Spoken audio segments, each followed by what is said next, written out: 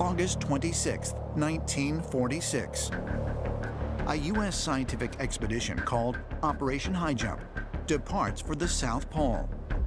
It is led by esteemed naval officer and explorer, Admiral Richard Byrd. Admiral Richard Byrd was a very important admiral in the United States Navy.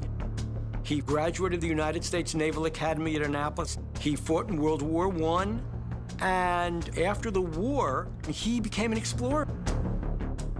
In 1926, Byrd made worldwide headlines when he and Navy Chief Aviation Pilot Floyd Bennett became the first people to ever fly over the North Pole.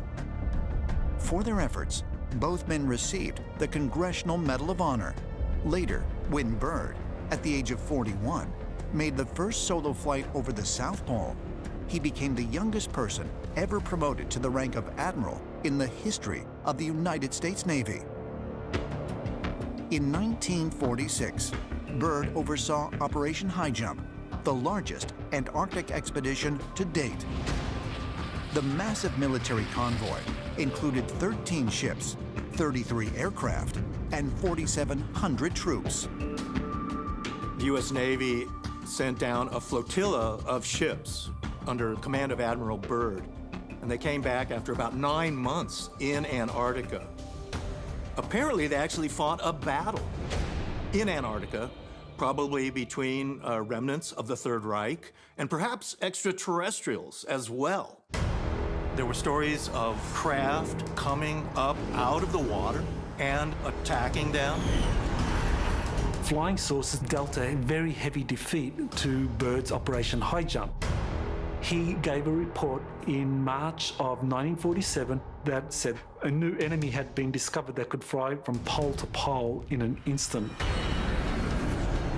Is it possible that this incredible story of a naval battle with extraterrestrials and encounters with craft capable of flying from the South to the North Pole in an instant could actually be true?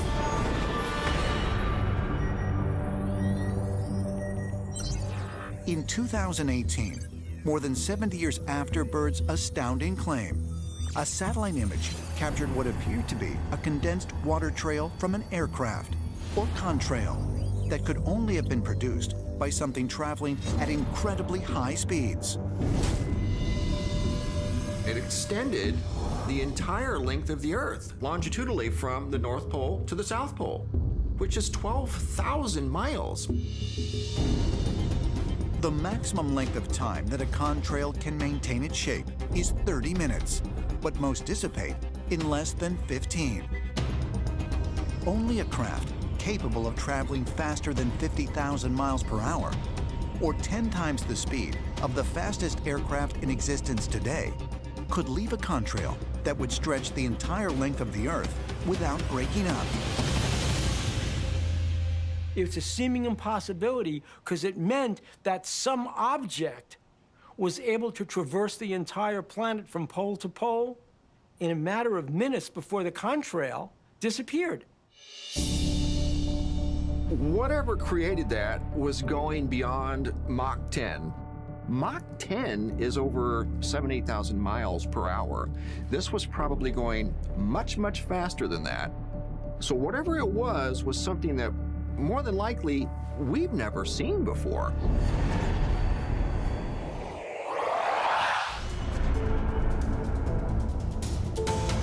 Dubna, Russia, December 26, 2018. An international team of physicists at the Flerov Laboratory successfully fired the DC-280 cyclotron particle accelerator for the first time. Its beam is the most powerful ever recorded among the world's top nuclear facilities. The physicists will use the new facility to work on stabilizing super heavy metals, like element 115,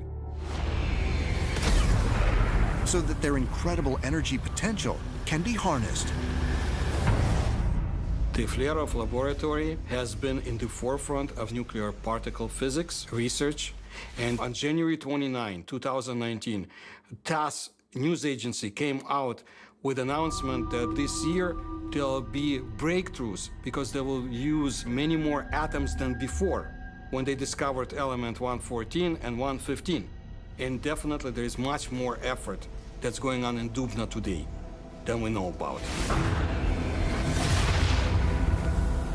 It's center of excellence when it comes to research into super heavy elements. And whenever you're dealing with these super heavy elements, you are dealing with something that has the capability to generate large amounts of energy. And again, this is what Bob Lazar said was the ultimate secret of UFOs. So how long will it be before we are out there among the stars? And I think that's where we go next. We're at an interesting time in the development of our species. If the government has secretly been attempting to reverse engineer a stabilized version of element 115 recovered from an alien craft, will these new experiments accelerate that effort? I think we've got technology, bits and pieces, maybe an entire craft or more than one craft from somewhere else, stuff that we didn't make. The reality is, if this technology exists, and if we could figure out how it works, and if we can duplicate it, it has limitless potential. It would propel humanity to a new level. This technology would alter the basic fabric of how we relate to the external world. If you can produce a gravity wave, you've won. That's it. The entire landscape of your reality changes. It is a fearsome technology, a powerful technology, and with great power comes great responsibility. The idea that extraterrestrials are giving us technology, perhaps, is an exciting idea, but we have to wonder just what interactions we really are having with extraterrestrials and what they think of us.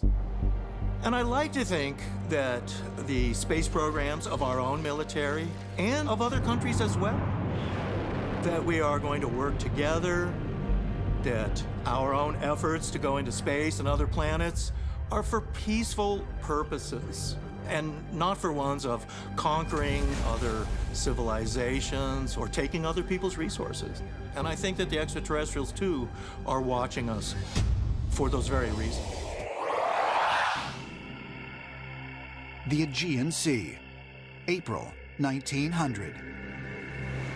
Just 230 feet off the coast of the small island of Antikythera, sponge divers discover an ancient shipwreck 150 feet beneath the surface. Over the next 2 years, artifacts are recovered from the wreckage. And among them are the remains of a coral-encrusted metal box that dates back to the 2nd century BC. It is the oldest mechanical computer ever found, predating artifacts of similar complexity by 1,500 years. So you have this small little box with dozens of cogwheels on the inside, and it has been determined that that analog computer was used to predict astronomical events. And so it was the first computer that has ever been created by mankind. The American scientists who were studying the Antikythera device actually said that discovering the Antikythera device was like finding a jet plane in the tomb of King Tut. It was so amazing to them. They had never, ever conceived that the ancient Greeks at 200 BC would have had the knowledge of mechanical devices like this. And it's completely changed the way we perceive ancient history. While excavation teams have still not determined for certain the origin of the ship on which the Antikythera mechanism was found, the leading candidate is the island of Rhodes. According to some contemporary accounts, Rhodes was once home to what by today's standards would be considered high technology. In the 5th century BC, the poet Pindar wrote that Rhodes was once adorned with statues that came to life, like living and moving creatures. He wrote that they all of a sudden became alive And so the question then arises, well, if you have a lifeless object first, and then all of a sudden somebody breathes life into something, could it be that we have references to some type of machines? Where did the people of Rhodes get the knowledge of how to create these moving statues 2,500 years ago? I believe that it is just what Pindar said, which is they got it from the gods. Well, who are these gods? The gods are real people. They're extraterrestrials who had this technology, shared it with humanity, and now, when we see the Antikythera mechanism, there's something you can put your hands on that shows that they had the capability to do advanced machine work. It's 1,500 years too early at least. The point is, that technology really exists, and from a technology like that, going to robotics is not too much further, and extraterrestrials would very well have had that capability for the time, if you believe what this legend says on face value. November 17th, 2015.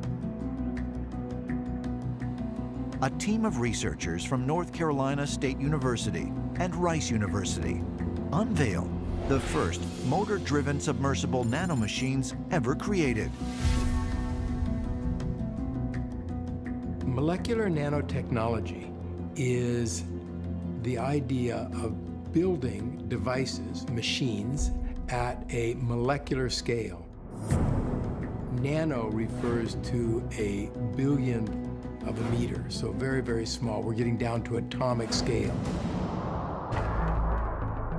Measuring only 244 atoms across, these miniature robots are designed to deliver specialized medicines throughout the body using the bloodstream. Scientists have created biobots that are the first of its kind. These tiny little biohybrids, I mean bots, are capable of traveling to viscous material through our bodies. They take submersible nanomachines that can be controlled with UV light, and using the UV light, they can control where these nanomachines take nutrients and take medicines into the body. As long as we have a way of controlling them from the outside, they can move around very, very quickly, perform a function. If we're looking at operating on a cancer, then potentially they could do that operation for you from within.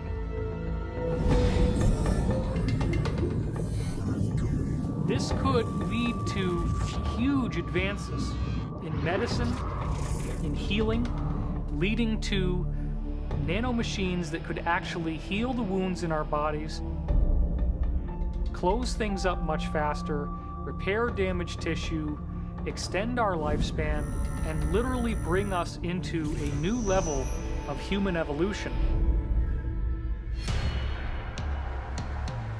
And some propose this technology is advancing so rapidly that it will not just be future generations that will live tens or even hundreds of years longer, but people who are alive today. The possibility of reversing human aging as opposed to just slowing it down is not a very big stretch. So if you understand aging and the fundamentals of the processes that are leading to it, it would be quite possible both to slow it, and it would also be possible to reverse it.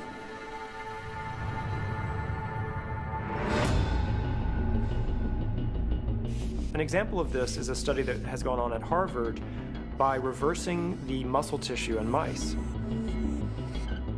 We have actually reversed the age in these mice. And so if we can do that in the laboratory setting, it's only a matter of time before we're able to reverse our own aging process. Could millions of microscopic robots soon be swimming in our bloodstreams, augmenting our immune system, and even reversing the aging process entirely, as transhumanists believe? Ancient astronaut theorists suggest that if such a transformation does occur, it may be a sign that we are evolving to become more like our alien ancestors. When we look into the past, there's a clear record of people who have lived a much longer lifespan than what we have today. We have to wonder if these beings weren't given or had access to some type of nanotechnology. And it fuels the idea and understanding and our drive today to be like the gods. And this important nanotechnology is something that extraterrestrials and other advanced civilizations would already have. And it would only make sense that if extraterrestrials are coming to our planet, they would have brought this nanotechnology with them